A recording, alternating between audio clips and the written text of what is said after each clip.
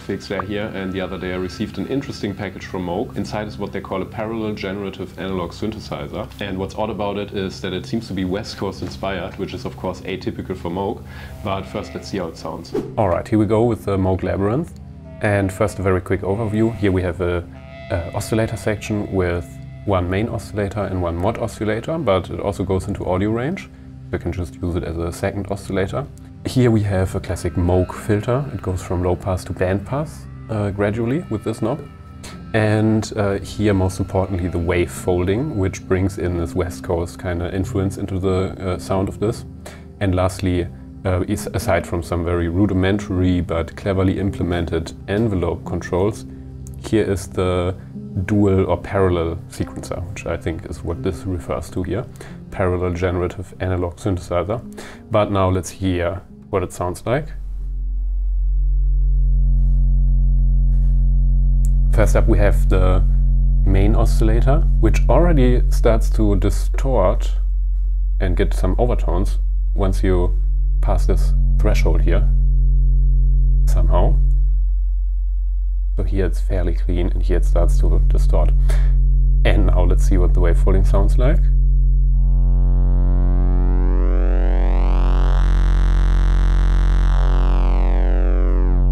This is the main wave folding control, and then you also have bias, which changes the distribution of the, or not really the distribution, but rather the balance between the various overtones created by the wave folding. Yeah. Same goes for the second oscillator, only that this is a triangle and not a sine wave. And it is also affected by the wave folding. Then the last sound source is the noise, which sounds surprisingly aggressive.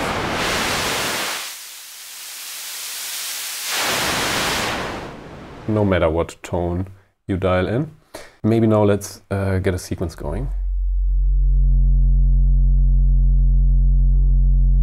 There are some parallels to the way the music easel works, in that here you don't have sliders for everything, but you have amount poties for a lot of things. For example, here I have the sequence, but I can control the CV amount here, and I can control the CV amount of what it does here and here and here and here. So for example, and this is just like the pre-patched internal wiring. Of course, you can also use the 32-point patch matrix to do whatever you want. But if I, for example, wanted to control the pitch of the first oscillator with the sequencer, I would go like this. And the second one is pre-routed to the second oscillator, so I can control them with their own individual sequence.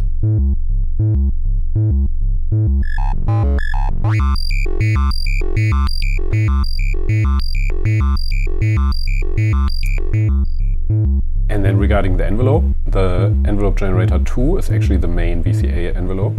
And it's basically just this decay control here. And then the second one is by default the filter envelope. But I also have to first increase the amount here. And now it's a filter envelope.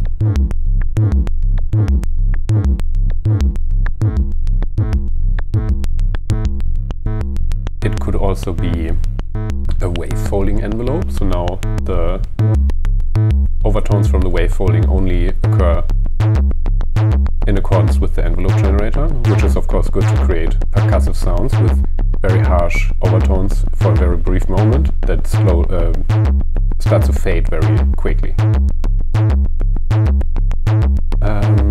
What else could we do here? Add in some noise to see how aggressive it really sounds. The most aggressive noise I ever heard. And overall I feel like this synth sounds it's very easy to sound very aggressive and brutal in a way, which is not typically what I'm looking for personally in my music, but for what it is, I think it sounds very sophisticated at that. And it's very easy. I think a lot of people are gonna love it for these very distorted, brutal, aggressive kind of sounds. Now let's maybe start to add some effects to see how this actually sounds in actual musical use.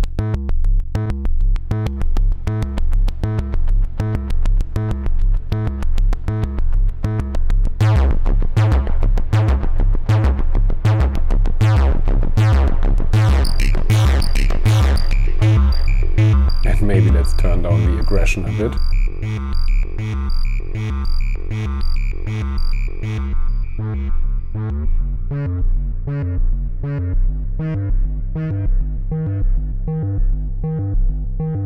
I could also use the first envelope to create a pitch envelope here, where it goes up, to create these bubbling underwater kind of hypno-techno sounds. Or of course the other way around, to get percussive sounds.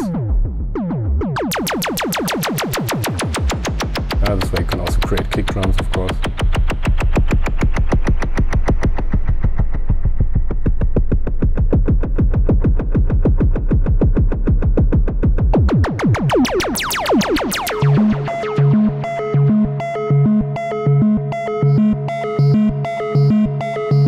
And of course you also have the ability to cross-modulate here with this FM amount. For example, you can modulate the frequency of the first one with the second one.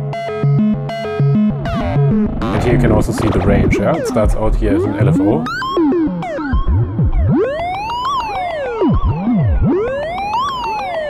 And you can make it really fast.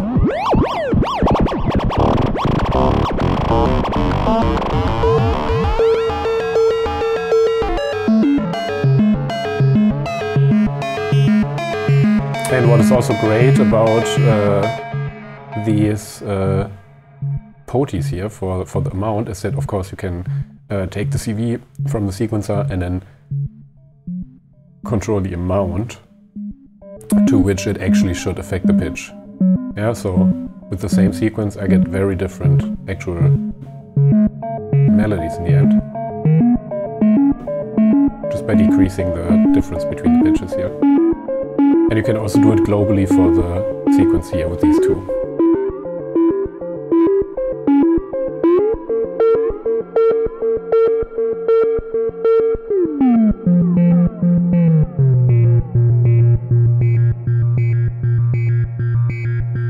And then the filter, of course, also sounds really beautiful. It goes from band pass gradually to a low pass.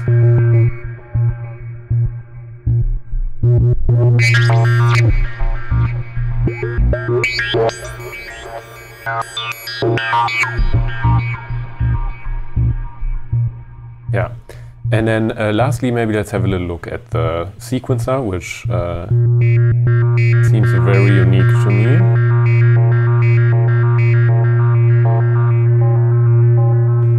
In that you have these two sequences, and of course you can control the length, for example, individually.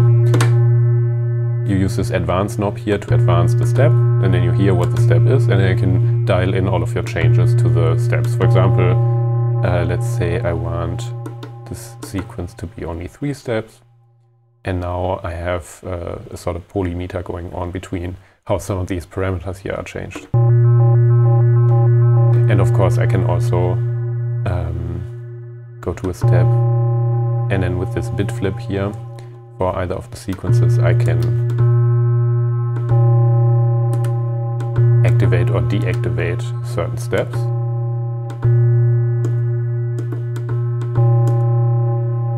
So now only some of the steps are active.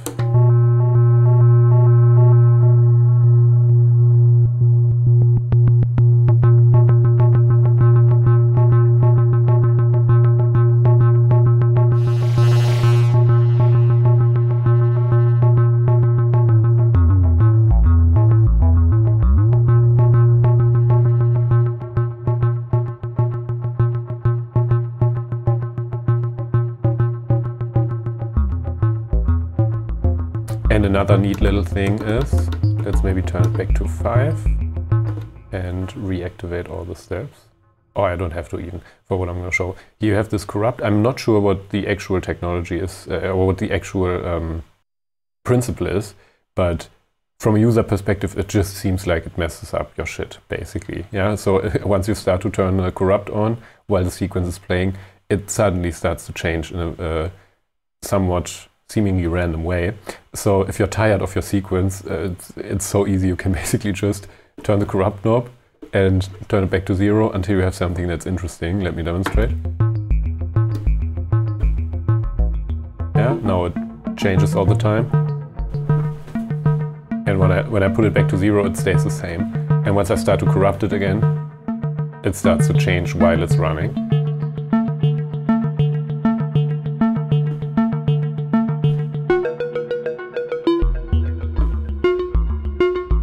It's really perfect for techno, of course. Because you just have to be the judge, you don't have to be the executor. Yeah, you can just turn on the corrupt until you're happy. And whenever you turn it back to 0, it just stays as it is.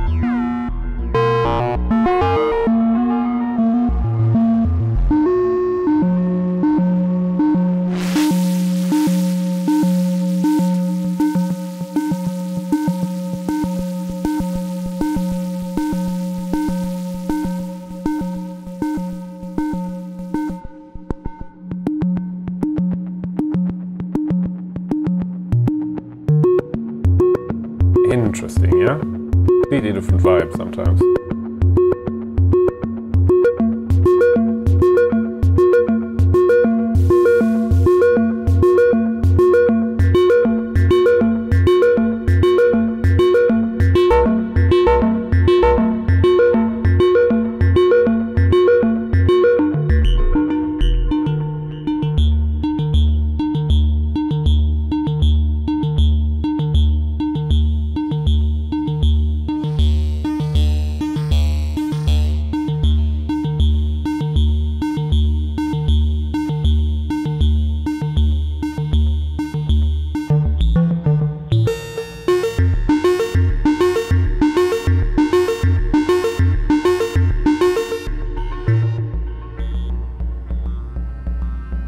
Alright, that's it for my first little impression. I think it has a really unique, strong character, even more so than the Mother 32, which I think is a lot more neutral and standard in a way. So I think a lot of people are gonna love it for that reason. But yeah, let me know what you guys think, and also if you have any questions, let me know in the comments and I'm gonna try and get back to you. Apart from that, thanks for tuning in. See you next time. Peace out.